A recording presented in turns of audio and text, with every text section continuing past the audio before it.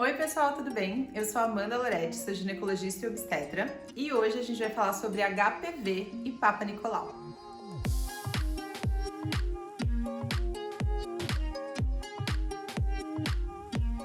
Esse é um tema muito frequente e que gera muita dúvida nas pessoas, porque existe realmente muita confusão com essa questão de HPV e quando realizar o Papa Nicolau. Existe um mito aqui no Brasil de que o Papa Nicolau deve ser realizado em todas as mulheres que já tiveram relação sexual uma vez por ano, todos os anos. Isso é um mito, não é essa a conduta que deve ser tomada em todos os casos, né? Então vamos conversar um pouquinho sobre isso. Primeiro eu preciso explicar o que é HPV e o que é Papa Nicolau. Então o HPV ele é um vírus que é transmitido sexualmente e existem vários tipos de HPV. E esse vírus ele pode ser transmitido não só do contato sexual no genital, mas pode ser transmitido através de sexo oral e de sexo anal. E ele também pode ser transmitido por contato direto de mucosas com lesão. Então não precisa necessariamente da penetração ou do sêmen, né, ou das secreções, mas se você tem uma lesão ativa de HPV e outra pessoa não tem, e você esfrega essas duas áreas, você pode passar também. Então, na grande maioria das vezes, ele é transmitido através do contato sexual, já que o principal local onde as lesões ocorrem é nos genitais. Mas ele também pode acontecer nos olhos, na garganta, na boca, e outra forma de transmissão também é no parto. Então, se a mulher ela tem HPV, ela pode passar para o bebê no parto, e daí essa criança pode ter HPV sem ser de contato sexual, né? E sim porque ela pegou de outra forma. Mas no geral, o que a gente vai falar aqui é do HPV transmitido aí na relação sexual. O HPV, na verdade, os HPVs, porque existem muitos tipos, são muito comuns. Então, são vírus que estão nas pessoas. Cerca de 90% das mulheres vão entrar em contato com HPV, ou seja, vão transar com alguém que tem HPV e que não sabe, e elas vão ter contato com esse vírus. Uma vez que a mulher tem contato com o vírus, podem acontecer algumas coisas. Ela pode ter contato com esse vírus e esse vírus não conseguir penetrar ali naquela mulher porque o sistema imune dela não deixou. Pode ser que esse vírus penetre nessa mulher e fique dormente e não cause nenhuma lesão, mas se você fizer um exame genético, você vai ver que esse vírus ele tá lá dormindo. Pode ser que ele penetre na mulher e que ela desenvolva uma lesão, mas que o próprio corpo dela já cure essa lesão e elimine o vírus. Então pode acontecer tudo isso. Mas quase todo mundo vai entrar em contato com HPV. E muitas dessas pessoas que vão entrar em contato com HPV vão desenvolver lesões leves e vão se autocurar. E é por causa disso que a recomendação atual do Ministério da Saúde aqui no Brasil é que o primeiro Papa Nicolau de uma pessoa saudável, que não tenha nenhuma doença que poderia aumentar a chance dela pegar HPV, né, como HIV positivo, por exemplo, uma pessoa saudável que não tem nenhuma doença só deve fazer o primeiro Papa Nicolau aos 25 anos, mesmo que ela tenha transado com 16. Essa é a recomendação. Por quê? Porque se uma menina de 19 anos faz um Papa Nicolau, a chance dela ter lá o HPV é muito grande, porque é bem essa fase onde as pessoas estão começando a vida sexual, estão se expondo pela primeira vez e muitas vezes têm contato com diferentes parceiros. E a chance desse sistema imunológico de uma pessoa super jovem se autocurar do HPV e não precisar de nenhum tratamento é muito grande. Então, por isso que não é recomendado você ficar fazendo Papa Nicolau em meninas de 16, 17, 18, 20 anos, porque você vai identificar um monte de HPV, vai criar essa preocupação, não vai ter nada para fazer, porque mesmo se você fizer o Papa Nicolau e identificar, a conduta na maioria dos casos é repetir em 1 ano, ou repetir em 2 anos, ou repetir em 3 anos, nessa faixa etária, e a grande maioria delas vai se curar sozinha. Então, estatisticamente falando, não é interessante fazer isso, porque você vai causar mais mal, digamos assim, tanto de você colocar esse estigma em cima dessa pessoa, sendo que muito provavelmente ela vai se autocurar, e mesmo de você acabar tratando essas pessoas com tratamentos que podem ter consequências, como queimar as lesões ou até fazer pequenas cirurgias no colo do útero, sendo que ela se curaria sozinha. Então o HPV é isso, ele é um vírus que vai entrar em contato com a mulher, no caso aqui a gente está falando de mulheres, mas claro que pode acontecer em homens também, e ele vai causar lesões no genital. Como eu disse, existem vários subtipos dos vírus, e a gente divide esses subtipos em baixo risco e alto risco. O que quer dizer baixo risco e alto risco? Alto risco do quê? O HPV, quando ele está se desenvolvendo no colo do útero, que é lá dentro da vagina, ou seja, não dá para ver nada por fora, ele pode causar algumas lesões que são lesões precursoras de câncer de colo do útero. Se essas lesões precursoras de câncer não forem tratadas, ao longo de cerca de 10 anos, na média, elas podem se desenvolver em um câncer de colo do útero. Então, a infecção do HPV pode causar câncer? Pode. E é por isso que existe toda essa conscientização de rastreamento de infecção de HPV.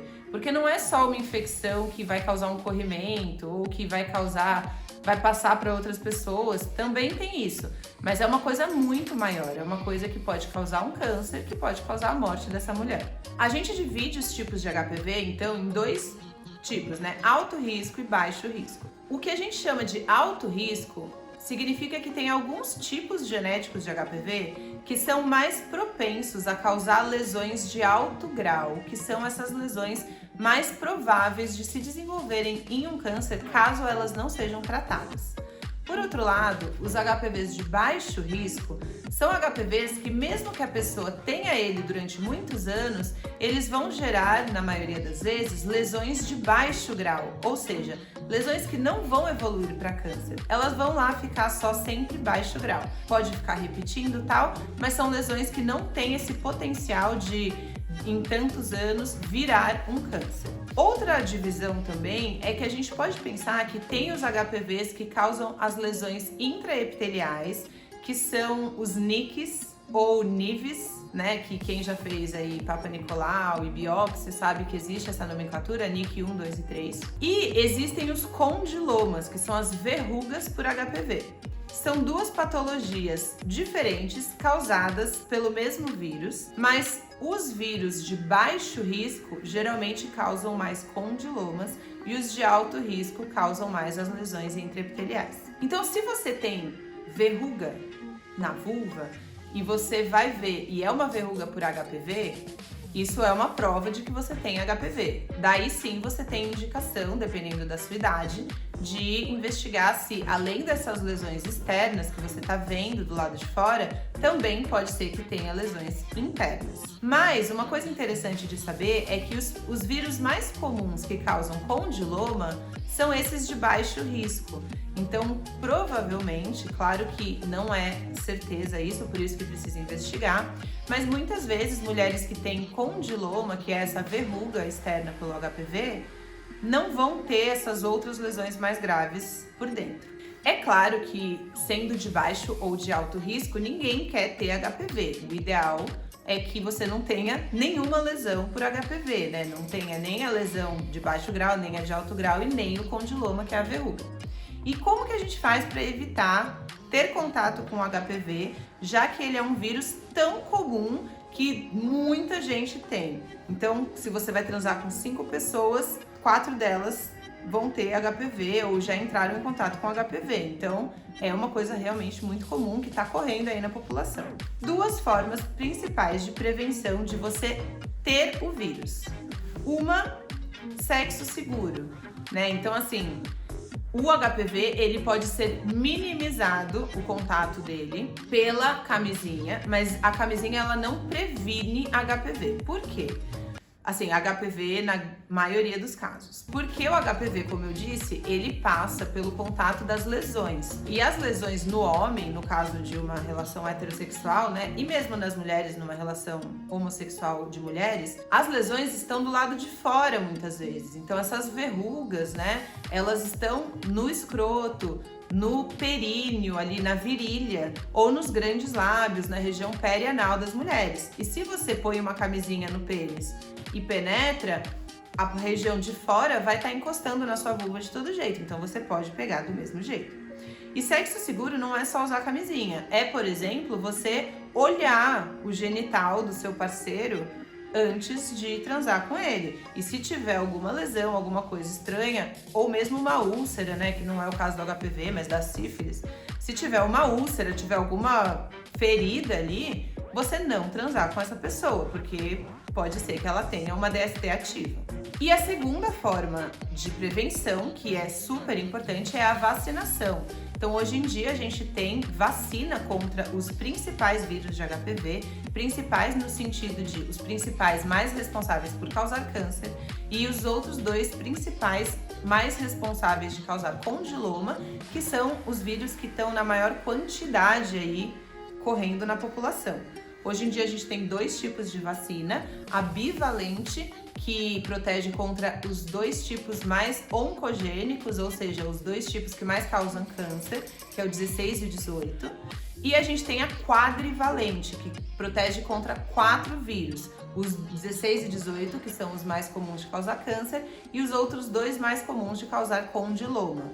Então essas vacinas, hoje em dia, elas estão no calendário de imunização do governo, do SUS, e elas são dadas nas crianças quando elas estão aí em torno de 9 a 14 anos, tanto meninas quanto meninos. Se você é uma pessoa que já passou dessa idade, mas que não tomou essa vacina e tem interesse de tomar, é sim possível você tomar mesmo na vida adulta, só que infelizmente é uma vacina muito cara, que custa cerca de R$500 a dose e você deve tomar 3 doses. Então é bem caro, é um fator limitante o preço e por isso que entrou no calendário de imunização, porque essa medida com certeza é uma medida que faz diferença na quantidade de câncer de colo de útero que a gente vai ter na população brasileira, uma vez que muitas pessoas vão ser vacinadas na infância. Por que vacina na infância? Porque a gente quer vacinar antes que essa criança tenha qualquer tipo de contato sexual. Porque uma vez que você pega o HPV, pode ser que o seu corpo elimine ele sozinho, mas não existe nenhum tratamento que a gente possa dar, tipo um remédio para matar o vírus. Então, você vai ter esse vírus no seu corpo, ou você vai ter que depender da sua própria imunidade se autocurar do vírus. Quando você se vacina para o HPV, não quer dizer que você não vai ter HPV. Você está vacinado para 4 tipos ou 2 tipos de HPV, que são os mais comuns, mas existem muitos HPVs. Então você minimiza muito o seu risco de ter câncer de colo de útero, já que você está protegida desses dois que são os mais malignos, o 16 e o 18. E você também minimiza a chance de ter lesões de baixo grau, porque os vírus mais comuns você não vai pegar. Mas se você transar sem camisinha e se expor ao contato sexual, pode sim ser que você tenha o contato com os outros vírus que não estavam na vacina que você tomou. Mas mesmo assim, é muito vantajoso se vacinar, porque você se protege contra os mais graves e os mais comuns. Então você diminui muito a chance de ter. E o que é o Papa Nicolau? O Papa Nicolau é uma raspagem do colo do útero para que essas células que estão ali no colo do útero e na vagina sejam analisadas no laboratório por um médico que vai olhar as células e dizer: essas células estão normais, ou essas células estão esquisitas, parece que tem HPV. Por que a gente fica fazendo Papa Nicolau então? Para ver se tem alguma lesão pelo HPV. O Papa Nicolau, ele não vai identificar se você tem o vírus. Lembra lá no começo que eu falei que pode ser que você tenha o vírus e que ele esteja dormindo? Então, o Papa Nicolau não vai identificar essa situação. Ele vai dizer: o seu tecido está normal, o seu colo do útero está normal. Mas pode ser que o vírus esteja lá. Como não tem como a gente saber nesse exame, né, se você tem o vírus ou não, por isso que você precisa ficar repetindo, porque conforme você vai transando, você pode pegar entre um Papa Nicolau ou outro, ou se você já tinha o vírus, você pode desenvolver uma lesão entre um Papa Nicolau e outro, e é por isso que a gente precisa ficar repetindo o Papa Nicolau. O que o Papa Nicolau vê, então? Quando você tem o vírus e esse vírus está ativo, causando uma lesão na célula. Daí você faz o Papa Nicolau, vai mostrar umas células que estão fisicamente alteradas e o médico vai dizer: essa alteração parece ser HPV, ou essa alteração é HPV de baixo risco, de baixo grau de lesão, ou essa alteração é uma alteração já grave, de alto grau, ou seja, essa de alto grau tem que ser tratada, porque pode ser que daqui a alguns anos ela desenvolva um câncer de colo de útero. É por isso que a gente faz Papa Nicolau, para identificar essas lesões. Porque se a gente trata a lesão, mesmo as de alto grau, o vírus vai ter que começar do começo de novo, né? Ele vai ter que começar lá a lesão até virar o câncer. Então, se você sempre vai tratando, nunca vai chegar no estágio de você ter um câncer. Então, por isso que é possível sim você prevenir o câncer tratando essas lesões o quanto antes elas aparecerem, principalmente as lesões de alto grau. Agora, as lesões de baixo grau, que são aquelas que muito provavelmente não vão virar câncer, muitas vezes a gente não trata, a gente espera para ver se o seu próprio corpo trata sozinho essa lesão, porque é o que acontece na maioria das vezes. Essa decisão de tratar ou não tratar as lesões, elas dependem da onde essa lesão tá, qual é o tipo de lesão, se você sabe qual é o tipo de HPV que a pessoa tem, se é um HPV mais monstro ou mais bonzinho, e a idade da pessoa. E se ela tem alguma doença que pode estar atrapalhando o sistema imune dela. Então, pessoas que têm problemas na imunidade, como HIV/AIDS, ou doenças autoimunes que ela precisa tomar, remédios que atrapalham a imunidade, ou são transplantados, por exemplo, e também precisam tomar esses remédios. Essas pessoas, elas têm uma chance menor que o corpo autocure essas lesões, né? Então, esses casos são especiais e daí cada caso é um caso, a gente precisa avaliar o paciente, né, unicamente. No finalzinho agora eu queria falar para vocês qual que é a indicação de quando fazer Papa Nicolau, segundo o Ministério da Saúde aqui do Brasil, que é o seguinte: eu vou falar de pessoas saudáveis que não têm essas doenças que eu citei anteriormente, porque daí muda e daí depende de cada doença. Mas no geral, se você é uma mulher saudável, você deve realizar o seu primeiro Papa Nicolau aos 25 anos, caso você já tenha tido contato sexual nessa idade. Se você é uma mulher de 25 anos que nunca teve nenhum contato sexual, você não precisa fazer Papa Nicolau.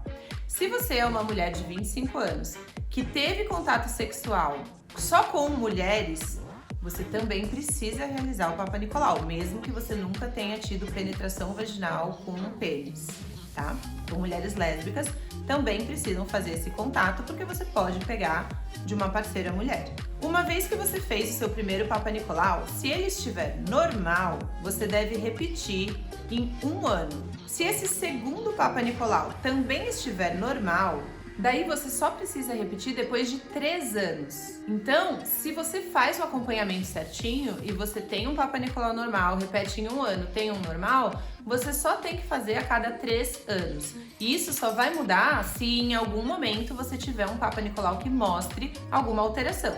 Daí existe todo um protocolo de, dependendo da alteração, o que você deve fazer, mas é muito detalhe, eu não vou entrar nesse mérito. Se você é uma mulher de 40 anos que nunca fez Papa Nicolau e que, né, já teve relação sexual, você deve fazer essa mesma coisa. Então você vai fazer com o primeiro, depois vai repetir após 1 ano e depois a cada 3 anos.